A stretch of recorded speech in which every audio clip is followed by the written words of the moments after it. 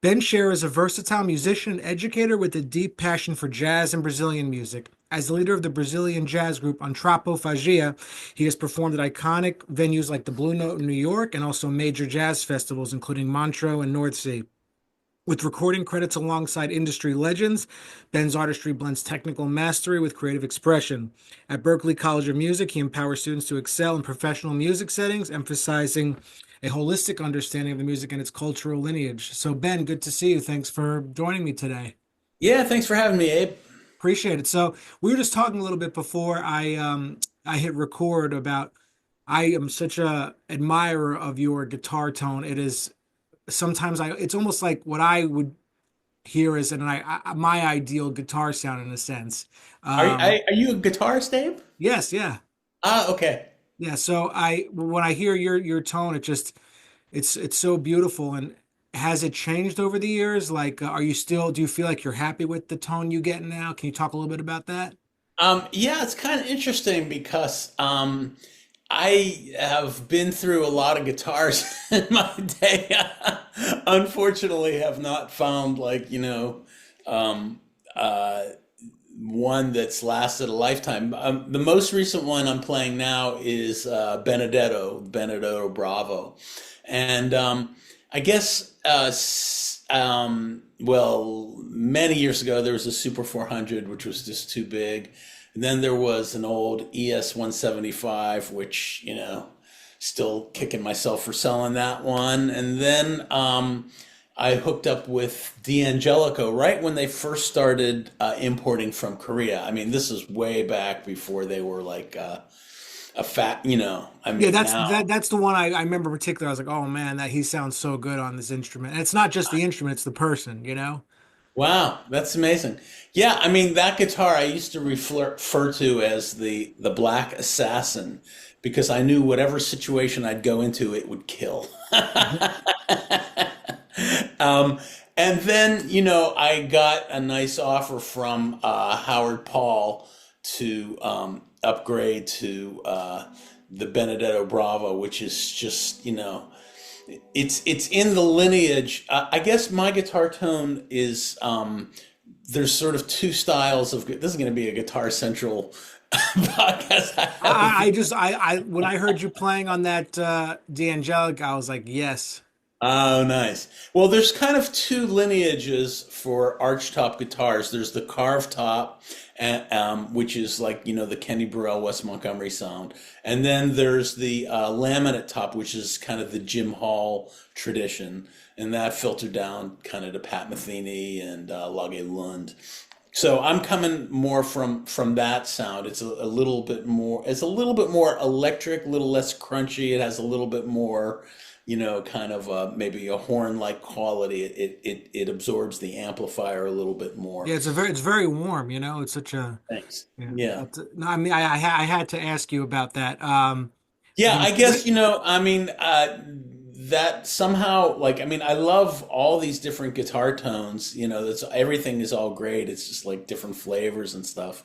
But, like the sound on Pat Martino Live, and then also like Jim Hall trio stuff, that was kind of the sound is like both of those sounds are very, very dark. And, I guess that tends to be more my sound is a little bit rolled off on the treble, and although now I'm starting to just pick it up a little bit on the treble side. So got it.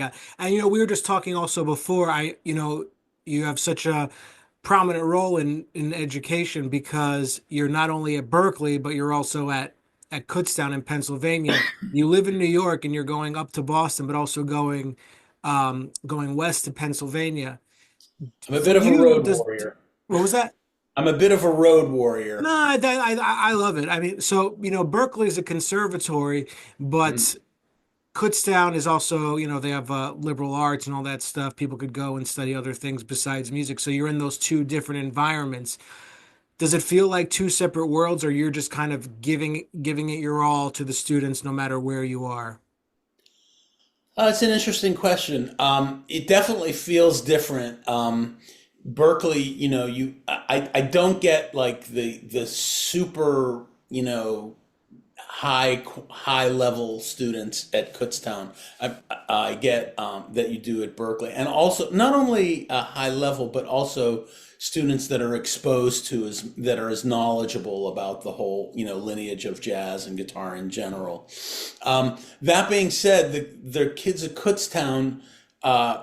They would do okay at Berkeley. They would fall like right sort of in the middle, and I get some good kids there.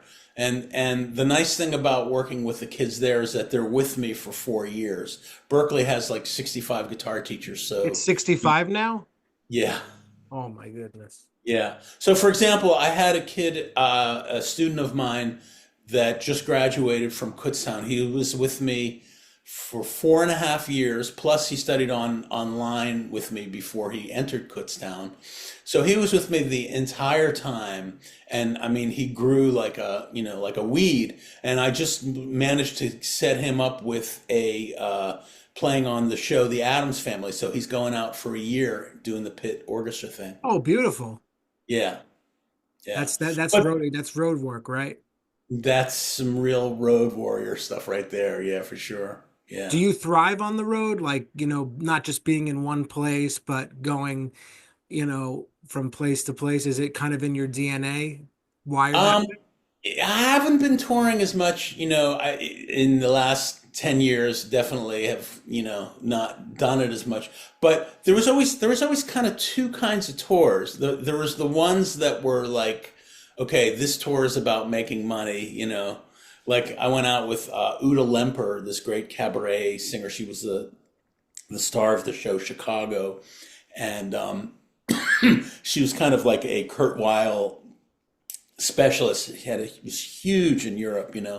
And she had done a record where she was trying to attract a younger crowd, so she did songs by Tom Waits and Nick Cave and this kind of thing.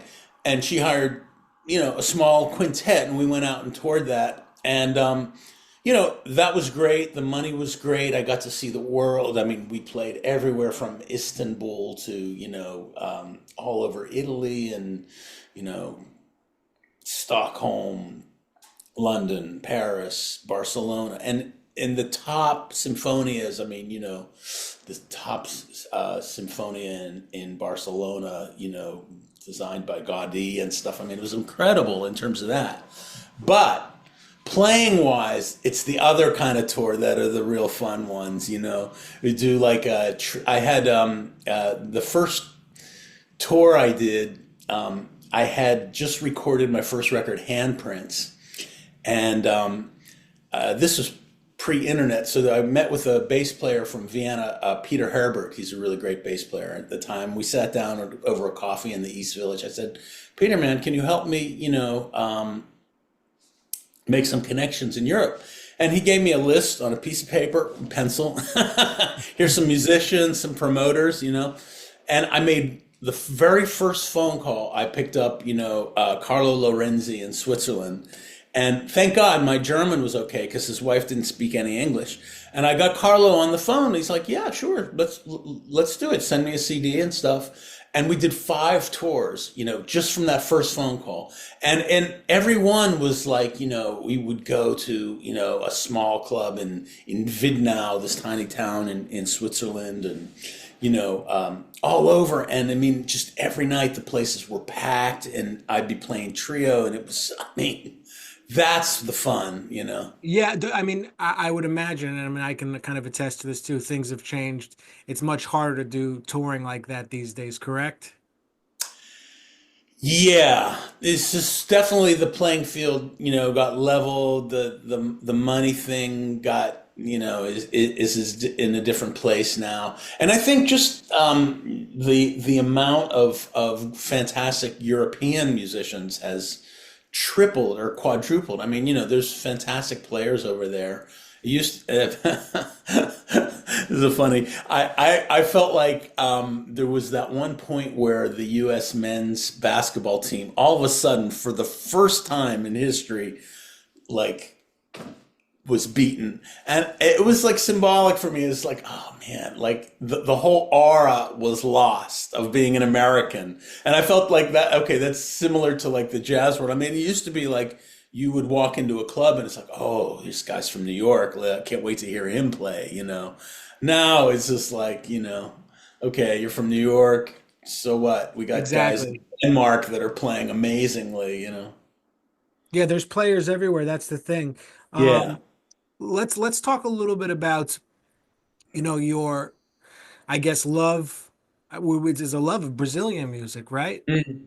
Yes. When did you first get exposed to that music, and what was it about it that you really were drawn to? Because I know it's a huge part of your musical identity.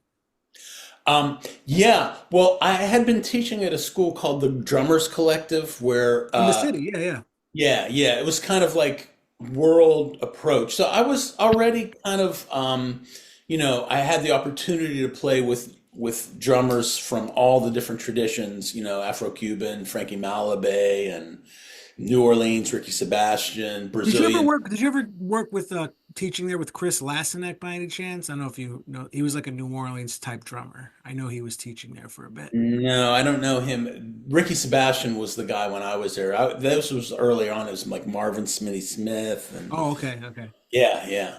Then later on, Bobby Sanabria came on, and so, anyways, speaking of my student that is doing the Adams Family, I was also on a tour with that same company, and I was doing the show Tommy, like Pinball Wizard, and we were in Brazil for like 2 months, and it was is incredible. It was my first like touring Broadway thing, and kind of the idea was okay, you're going to go out and do this, and now you're going to kind of really dive into the Broadway stuff. And I had no use for the Broadway stuff, but the Brazilian music was it was insane, and we got really lucky on that tour. We were only working like Thursdays through Sundays, Oh, so so just off the rest of the week. oh man, yeah. And so I just met guys, and they took me around, and I mean, that country is just like it's so rich in its heritage. You really don't see that from here. But when you go there, it's like, oh man, you go to a party, and like, just kind of a normal park, sort of college type party, and everybody's hanging out, and everybody's passing around a guitar and playing Hendrix tunes, but then also picking up the pandero, and they all have like samba in their blood. It's amazing. I would just sit and watch like late at night, watch sort of the MTV, which was MPB there, and I would just get choked up by it. It's just like, wow, this is amazing. I mean, I never heard like Javan and Chico Buarque and all these people, and so it really just found a place in my heart. And I came back to New York, and I met with a friend of mine who was he was a student of mine, but he was like a Wall Street kind of guy. He was like an entrepreneurial, self-made. He's like, yeah, man, let's do a record. I'm like, okay, all right, let's do a record, fine. Because he liked my first one. He felt like he wanted to be part of this process. So I started experimenting with some different rhythm sections. Mike Clark had done my first record, so we tried a bunch of stuff. And then one day I called Duduca de Fonseca, and Frank Kimbrough actually played the rehearsal. And I don't remember who was on bass for that rehearsal, but it felt so good. I was like, okay, I guess this is the direction that we went. I had written a couple of Brazilian tunes, and then when I heard them with Duduca playing it, it was like, okay, this is not like, Yeah, let me like ask you Chris this. Hayes playing it. This is the real deal. Yeah, I Holy mean, let moly. me ask you this. I'm kind of curious because, like, musicians can add Latin stuff, or jazz music can play Latin tunes in their repertoire and stuff. Yeah. But for you, does it like it's almost like does it feel like two separate things, even though you're improvising? Like I'm improvising in two separate worlds or something like that. A little bit, the last record that I did, Samba for Tarsila, was with a great drummer who I've known for a million years, Vanderlei Pereira. And Vanderlei is, I mean, he's just this legendary guy. He's a blind Brazilian drummer living in New York, and he's still at it, and he's still cooking. And somehow we stumbled into some good fortune, and we've just been working like pretty much consistently since that record went out, like a couple times a month we're playing. And it's just, the samba thing, just it feels different with him. I mean, it's just like, okay. It depends on who I you're mean, playing that we music with. almost, I really, I almost feel like I've, now at this point, we've almost kind of like created this language together. It's just like a particular way where I can feel where how I pull on the time. Yeah, I mean, we're talking very, very subtle increments when you're talking about music, about the way things pull and where you're sitting in the beat. And Wanderley's thing is like, it feels like you're on a horse that you almost have to pull back. And you have to you have to learn how to do that. It's kind of like your responsibility as the soloist to kind of pull it back in a little bit. It's that kind of thing. You're not just playing your jazz vocabulary, but you really have to think about where the rhythm is, like very consciously to feel that Or way. you don't really think about it. It's just you start to feel like it starts to feel right. Like how you start to feel him pull, and then okay, I know how to like kind of pull, like pulling back on the horse a little. It's feeling really special to play now with No, him. that's so cool to think about it like that. Yeah, yeah. I So mean, the last gig we went out on, I went out on, I worked with a couple Vonderlei, or the I don't know, Vonderlei wasn't available or something, so I went a different direction and just worked with some like really great jazz guys, and that felt good too. I mean, that was totally cool. It's just different. In a sense, maybe like now it's taking me a minute to find my identity playing straight ahead. Like I'm not really sure exactly where I want to. I mean, I can play it. I can play the changes, and it's not a that I'm incompetent at it. I'm not really exactly sure what my personality is on straight ahead stuff. I have to spend some you time got the at tone. You play some dangerous stuff. it. Thanks, appreciate it. Um, you know, you've had this success in being an educator for a very long time, and you've gotten a chance to tour the world and play the music you love. But if you were looking back now and could give advice to your younger self, do you think you would tell yourself something, or maybe you would just let it be the way it was and your path was okay? Um, Huh. That's an interesting uh, question you have to reflect on. That's why I call it the rabbit hole sessions. um, maybe like it kind of gets into an area that I maybe would like to share, like for younger players and stuff. The music world feels very competitive, and it is. I mean, it really is. But if you get too hung up on concentrating on, oh, this is me and I play better. I can do this and I play better than this guy. It's kind of going to be a recipe for being unhappy Yeah, because I was like that for 20 years. So not anymore though. I've changed very much so. So yeah, yeah. And if you can kind of, think of it in this Buddhist way, it's like, no, you're part of something. If so and so plays great on a gig, and you're supporting that, you're a part of that experience.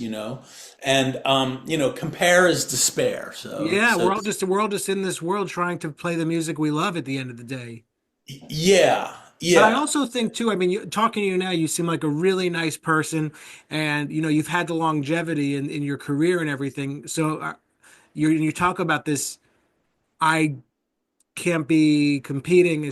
Were you like that when you were younger, and it was something that kind of evolved as you matured, or have you just kind of always been, been. I think there was a point. I mean, I was never,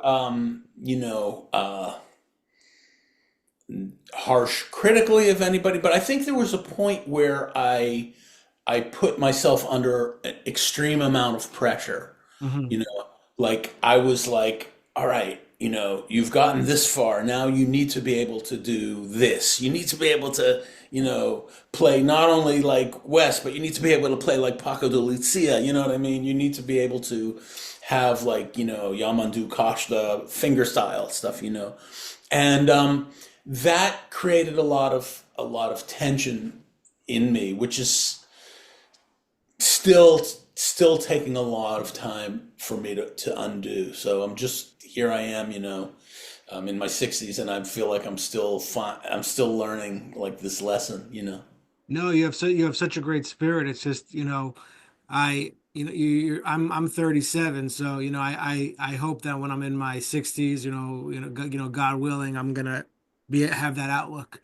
So it's something that no, I definitely admire, like, and look up to. So I enjoy hearing you talk about it. Did you say, it's kind of like a Buddhist thing when you said we're all part of something, or did I miss? Yeah, yeah, yeah. I mean that comes from like Buddhist teaching where, to be happy, if you're focusing just on yourself, you're going to be sad, you're going to experience pain at some point. It's just kind of the way of the world. Do But if you you do you read Buddhist texts and study it, or have in the past? Yeah, it's kind of a new thing in the last 6 months. I've just found a nice Buddhist community in Brooklyn, and Beautiful. yeah, it's not.